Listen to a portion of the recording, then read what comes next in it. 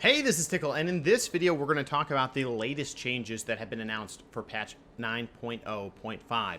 This is for the PTR right now. This was just released. The latest updates, we're going to go over those for Shaman specifically. We'll also talk about some changes that happened last week as they're seeming to finalize up that PTR server, and we're going to be jumping into it and testing it a lot in other videos and on stream a lot. But for this video, I'm going to give you my initial reaction to the changes for Shaman. We're also going to mention and talk about the Valor point change and what my thoughts are on the gearing there. We've talked about this a lot on the stream, but I haven't made a video about this. You can see the stream link down below, but let's go ahead and jump into it.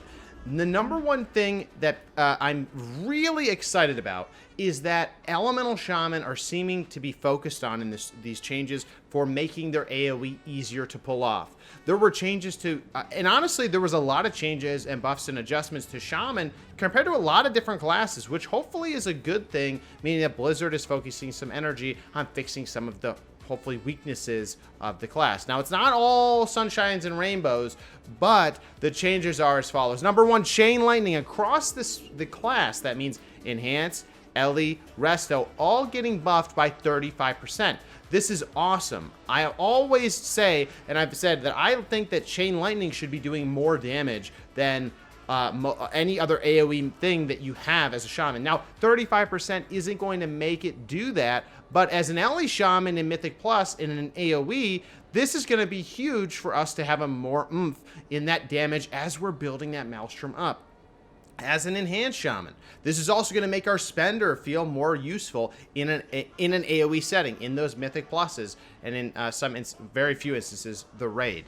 In PvP, this doesn't really change a whole lot for us, but I think for PvE, it's important to have some type of base strong AoE so that people will even play the class. People like me that like to play all different types of content, Mythic Plus, PvP, Raid, everything. This is huge because if you're not really approachable in Mythic Plus, for example, then you might not even play the character if you know that one area is kind of weaker than others. So another change was Lightning Shield. Across the class, it's been buffed from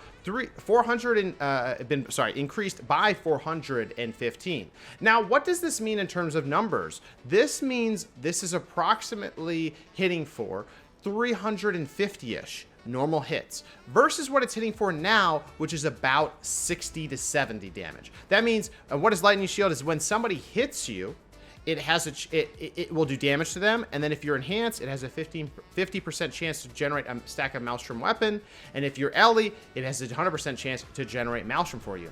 Previously, this was often never taken in PvP, and in PvE, it really still doesn't really have that big of a place, but in PvP, this was not really taken because the lightning damage that it would do to the target was just negligible. At 60 damage, it's a joke. And if you think about it, if every single hit is proccing that damage, 60 isn't that much. Now they've multiplied that. It's now hitting for 350, critting for 675, 700 damage. That's not amazing, but it's not bad. It will punish those that hit the target. Now, we have to do some quick math here to figure out what this is going to mean. If you get hit 10 times during an arena game, which is, I mean, way more than that, right? If you get hit 10 times, that was doing 60, it was doing 60 times 10, 600 damage, and now it's doing 350 times 10, 3.5k. How much damage is that for your overall output? Oh, that's yet to be seen. We'll have to test that out. And again, all we can really do, because PTR arena testing and PvP testing is kind of difficult unless we just duel. We might just have to do some quick math, but you'll probably see some information from me or on stream on PTR testing with some of the chat coming up. But overall, welcome change. Now, Resto and Ellie got this reduction. Lava Burst damage reduced by 10%. This is not good news. Now, I'm always an optimistic person, and the chat, when we were reviewing these things, even said, like, Tiqqle, stop being so positive. But I'm just going to say this, right? This is not great. I'm not happy about this. Lava Burst doing a lot of damage was a big change coming from BFA into Shadowlands. In BFA, Lava Burst didn't do that much, and people called for it to come back to its heyday, its strong place where it was in Legion. Legion, Lava Burst hit for a lot, Ice Fury hit for a lot. You could get some big cast combos coming out, and people love when the meatballs do the damage. Now, in the current meta, in PvE and in PvP, single target at least, Lava Burst is huge, doing a lot of damage, and Burst is big in PvP and in PvE where you're using Wind Speakers in Raid. It's a huge portion, the majority of the single target damage. Now, I'm going to be honest with you, I'm not excited about this change. I really wish there would be some type of give and take here, like they reduced the damage by 10%, but they increased the proc rate of Lava Surge by like a little bit, because from BFA to this, they decreased the proc rate, and the proc rate still feels honestly kind of bad, especially in PvP. So I do, because you can't spam Flame Shocks, and Flame Shocks get dispelled and all that stuff. In PvE, there is some more opportunity to funnel, meaning you put damage or Flame Shocks on many targets while you focus all your damage on one target.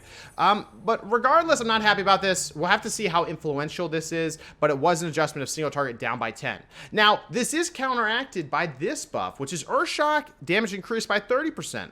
This is something a lot of people have been saying as they've been generating Maelstrom, spending it on Earthshock, and the Earthshocks just feel kind of lackluster. And I agree, they weren't really feeling that huge, but I did like the fact that my cast of Lava Burst was doing the most damage. So now we're seeing this switcherooski, right? We're seeing Lava Burst go down, Earthshock's going up by 30. Now, if you people were trying to do the quick math on stream, right? Like Lava Burst, okay, well Lava Burst doesn't benefit from Master of the Elements, Earthshock does, so this still gets that buff from the talent. Oh, okay, well, you know, Lava Burst always crits, meaning that Mastery was a better stat. Now, crit's going to be a much bigger stat. And I agree. I think this is going to open it up and require some thought as well as some testing to see what the net impact is. But the reality is this, I do think it will be interesting now if Earthshock does hit decently hard. If Echoing Shock on an Earthshock hits hard, if you Echoing Shock an Earthshock now, maybe that will actually be pretty satisfying. Right now, it's not. But if you have high crit, you get double critting Earthshocks, that could be kind of cool. Now, when you Echo an Earthshock, it doesn't proc Surge of Power, it doesn't proc your legendaries, so, you know, that's unfortunate, but it, you know, big Earthshock crits always have been pretty satisfying, so this is a welcome return. Now, this is a huge change for Elemental Shaman, and I think this is a very, very big deal. This is a two-part change. This is the first part.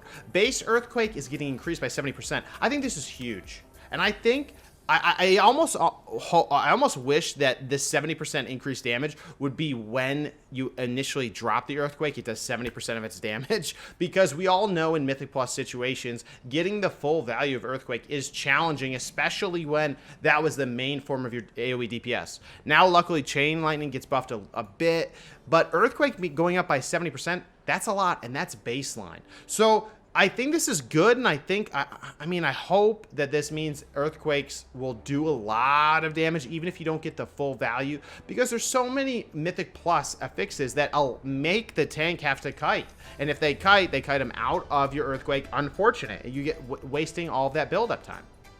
So we'll have to see how that works out. The other part of this change, and it's in this other tab here, and I'll put all these links down below, is Echoes of the Great Sun Ring. This has been nerfed. This is the legendary for Ellie, where you have to Earthshock, and that spends all your Maelstrom, right? Your 60 Maelstrom, and then your next Earthquake will deal 175% additional damage. This is now scaled down, now to 100%. You might have noticed, yeah, the other one went up by 70. This has gone down by 75. Basically kind of gutting this legendary by decreasing the buff of damage, but 100% additional on top of the 70, higher than it was. Like, maybe overall it's still the same, but frankly, I'm really happy they're doing this. I think this legendary probably was best, but it was not fun to use. I've been saying this since the beta. Having to use a spender to buff your next spender is just still not that great. And we've seen them do changes before, increasing the duration of the buff of Echoing, but people are just not that happy with it. And frankly, I think when, again, a class or a spec is unfun to play, or not, or is like huge brain required of storing Maelstrom, planning out every individual pull, like I feel like that's going to be unapproachable and not interesting for a lot of players that are just out there to have fun. So I'm glad that this is kind of getting it. I mean, I just think that this legendary is just kind of just not really created, I don't know, in a great way. But anyway, so that's that change, and that's the legendary change for Ellie, the only one. Let's go ahead and go back to the changes. So I'm happy about this. I actually think this will make an Ellie more approachable in Mythic Plus. I'll talk about Mythic Plus and where I think Shamans are going to land after I get done with these first round of changes, okay? Because I think it's important that you hear what I'm going to say because it's not as optimistic as you might expect from me. Anyway, Lava Beam, 35%. Same with Chain Lightning. No big deal. Interesting move here, though, but I'm not really that excited about that. Enhancement. This is Lava Lash getting buffed by 40%. Now, frankly, Lava Lash is not doing that huge of damage. If I go in game, maybe I can even see... Oh, I wiped my details. But Lava Lash, 40% increase. That's nice. Does that scale again with the fact that Lava Lash does 100% more damage when you have Flame Tongue on? Potentially. So maybe we get even further value out of this additional damage. But, you know, I think this is just an overall just like adjustment of our damage. Now, again, I don't think it's huge, but I think it's maybe so that it's not so dog poo-poo. As well as the legendary, because this lava actuators, right?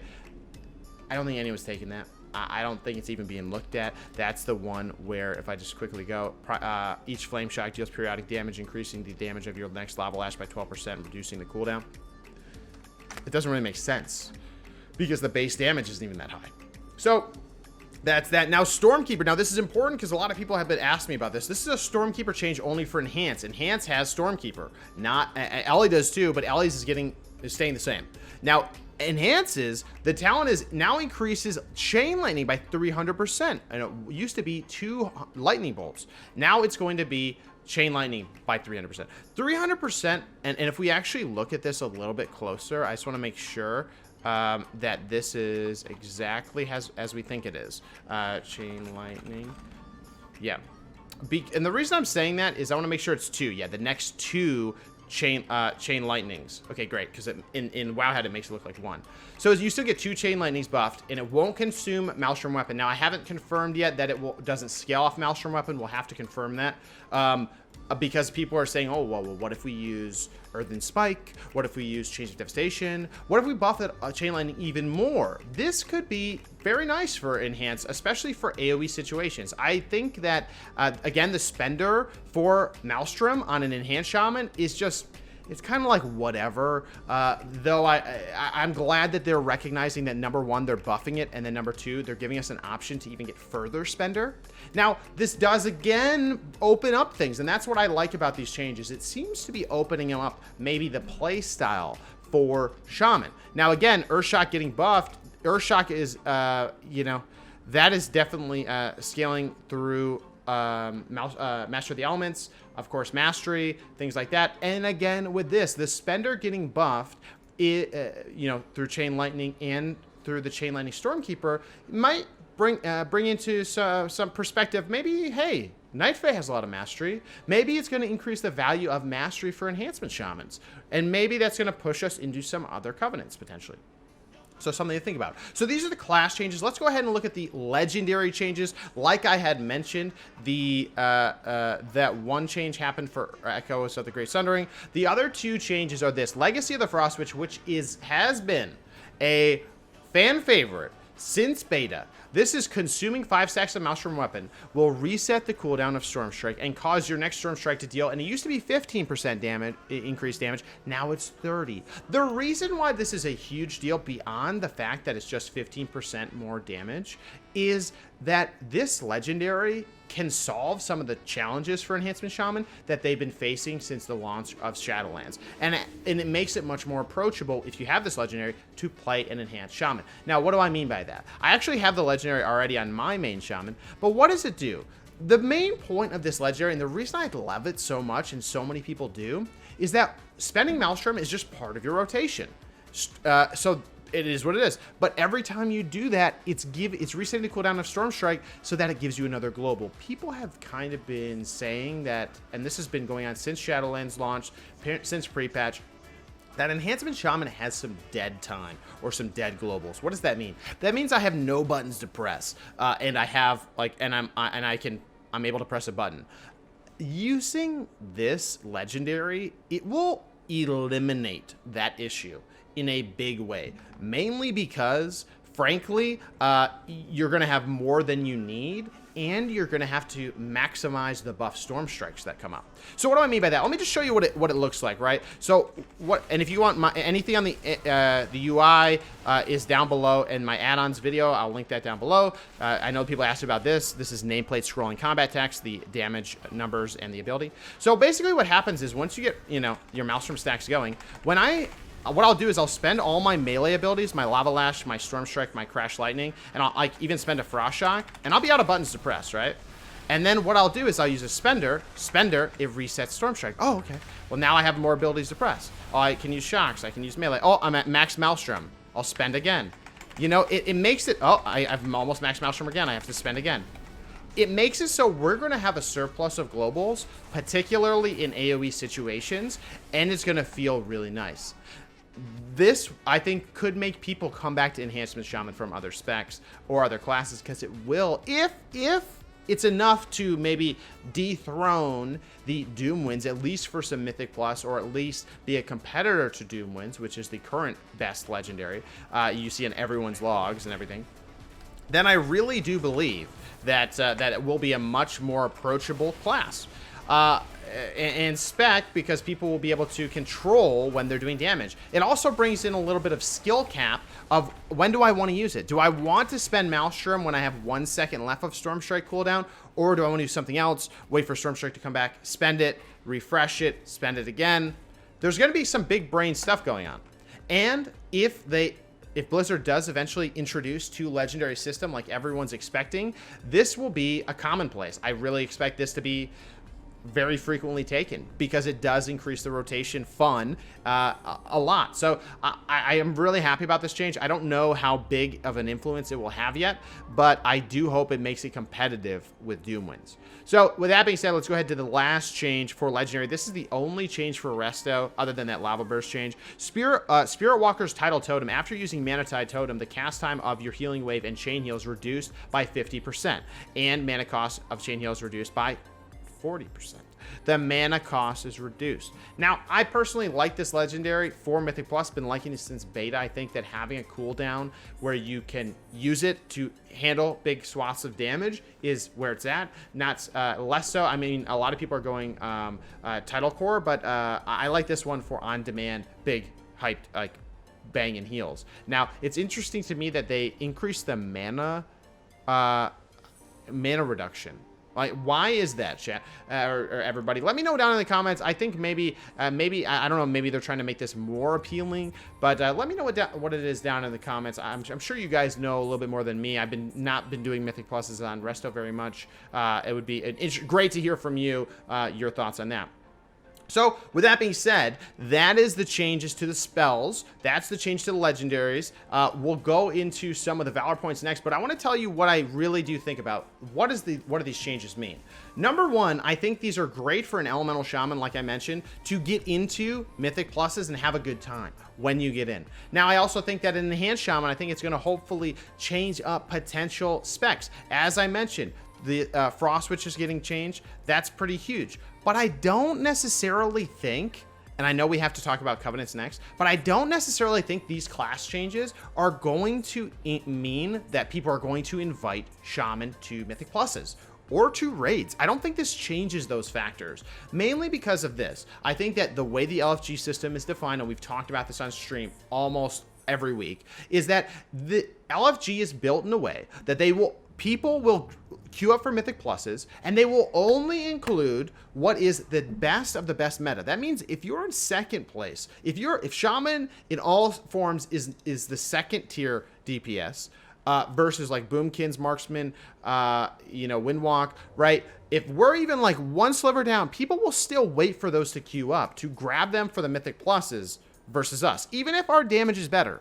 Now, this fixes a lot of fun issues, I think, especially for those that are dedicated to playing an LE. But I still think inherently in the LFG system for Mythic Plus, people are still going to be resistant to inviting Shaman. And mainly because we're not bringing things like a Boomkin. Oh yeah, Boomkin brings Innervate, brings Convoke, You know, so I think, and other classes have other utility. So I just think that this is not necessarily going to be a game changer for getting invited to groups, but I think this is a game changer for people to have fun with the classes.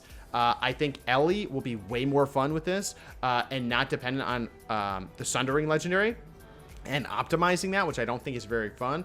I think that the legendary to go to next, and this is just a guess for my hot take, is that I think Elemental Equilibrium will be a awesome legendary for PvE, particularly for Mythic Plus, because every 30 seconds you get that plus increased window of damage that you can drop your burst in or drop your earthquakes in. I think that could be a much more controlled way. A lot of people are saying that Skybreakers will be awesome.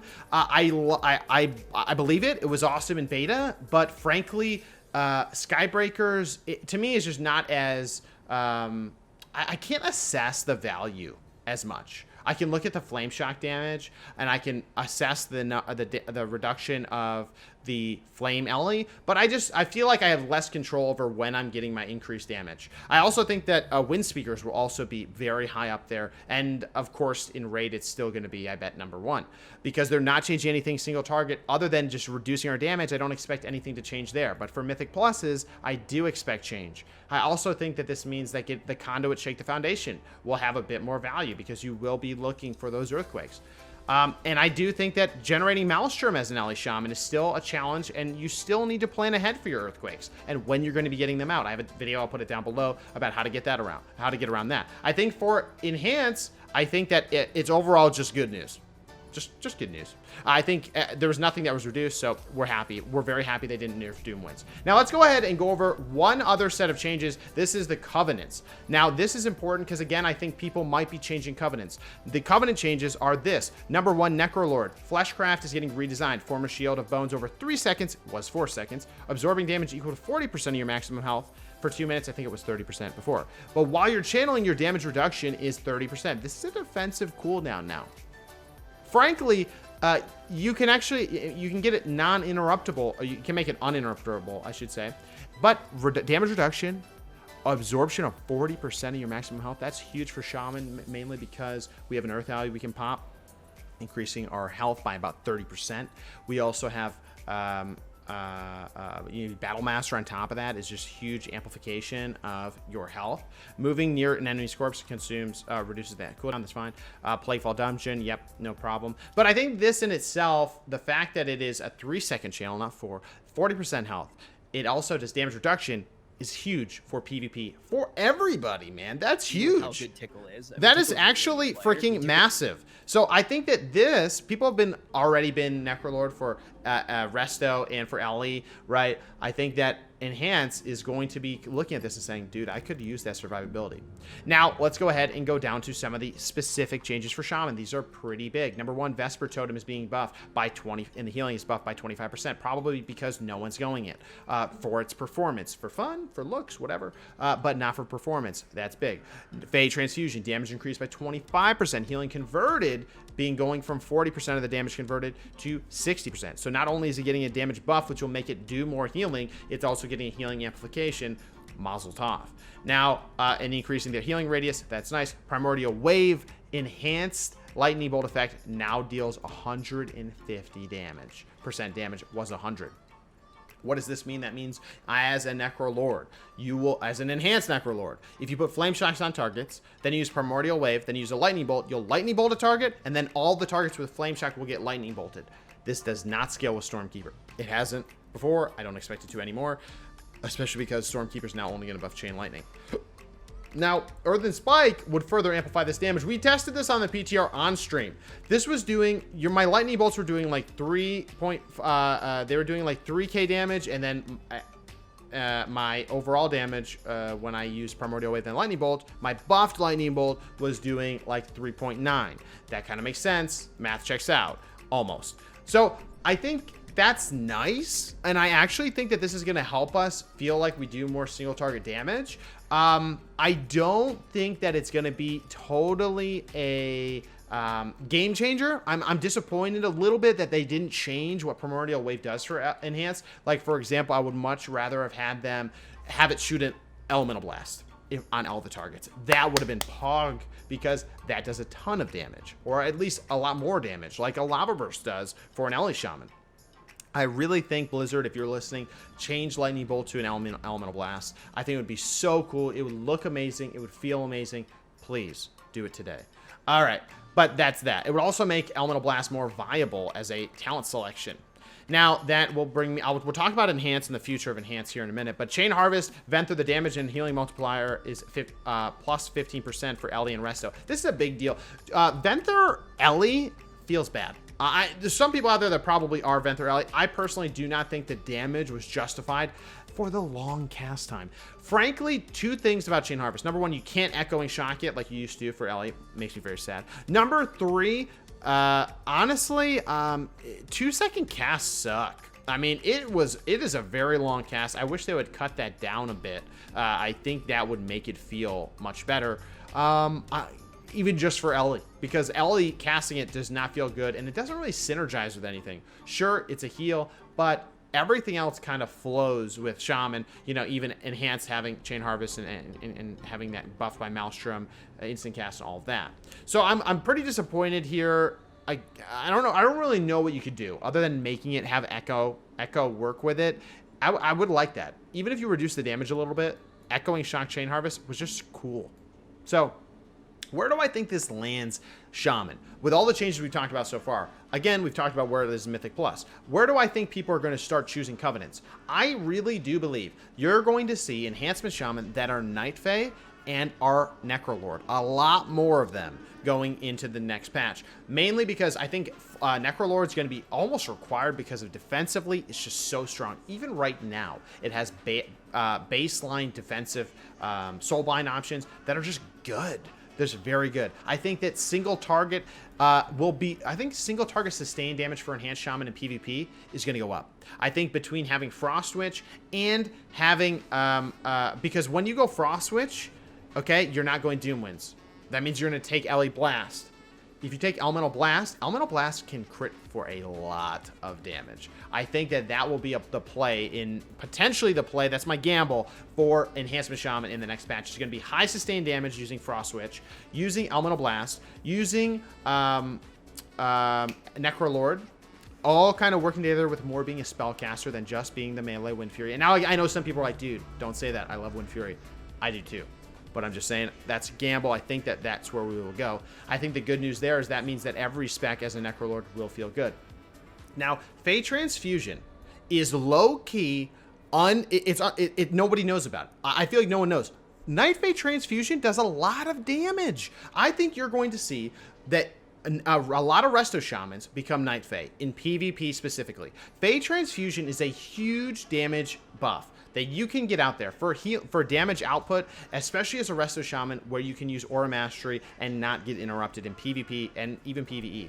I think that you're also going to see Enhancement Shamans go Night Fae because they're going to go, for PvE, they're going to go Frost Witch, they're going to go Ellie Blast, they're going to go, because of all those things, they need, they're going to go maybe Stormkeeper as well. You need the Mastery scaling. I think Mastery stats going to become more valuable starting next patch, so I do see that. I don't know about Kyrian. I still don't, I don't know. I just, Vesper Totem, cool idea. Just the way that it feels, just not that great. But anyway, that's my take. That's my take. That's where I think people are going to be with Mythic Pluses. Maybe not getting invited still because we're not the cream of the crop, unless we are now. I think that these legendary shifts are actually going to change the legendaries people take for PvE and potentially PvP. I don't know net if is it a buff or a nerf to Ellie's single target. I think it'll be more fun. No, I shouldn't say that.